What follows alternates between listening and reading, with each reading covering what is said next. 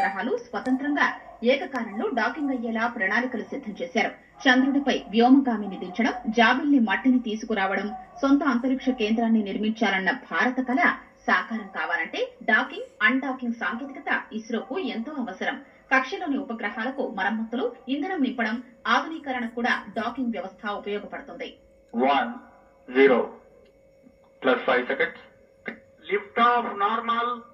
That's a marvelous liftoff of PSLV C-60 SpaceX mission on the go.